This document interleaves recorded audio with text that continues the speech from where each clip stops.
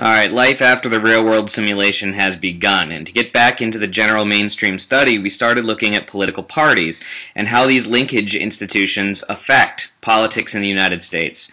We of course broke down the concepts of textbook, what it means to be liberal, textbook, what it means to be conservative, and putting in the twist of idealist and realist.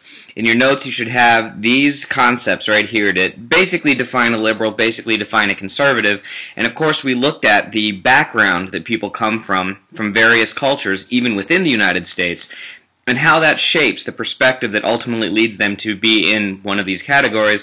But as you learned in class, it's typically a combination of all of these things. Now, we've been talking about the ills of faction for a while. You experienced it. We looked at how the Federalist Papers warned against what these parties can do for us.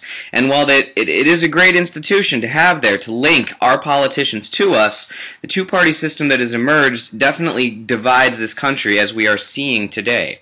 Now, we talked about the minor parties that are there, and you need to know the ones that I mentioned in class. And of course, the question is, are these minor parties really important? Ross Perot in the 90s, Ralph Nader in the 21st century.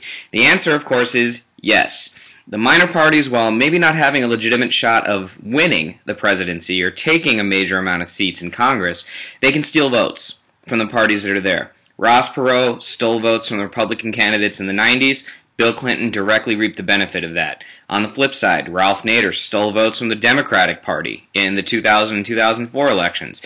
George W. Bush directly benefited from that.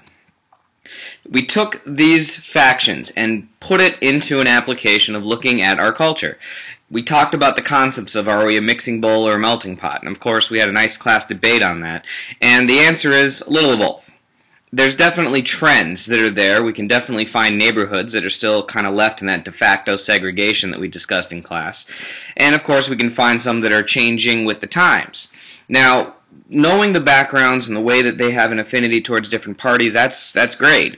But now we got to talk about the media and how they are there to shape opinion as well as perspective and add to these different things. Once again, the media is just another linkage institution that is there. And they are there to kind of not only create but also feel out the public agenda. What is it that the people are finding important at a given period of time? Now, in regards to the media, what is it that drives it? It is that concept of consumerism that we talked about in class. Remember, the concept says that we take pleasure in buying things. In that sense, advertising is important. Advertising drives media. Media does not exist without advertising, so the news is going to reflect that. The news is going to do what they have to do to draw in an audience so that the ads are being viewed so that they can pay their bills.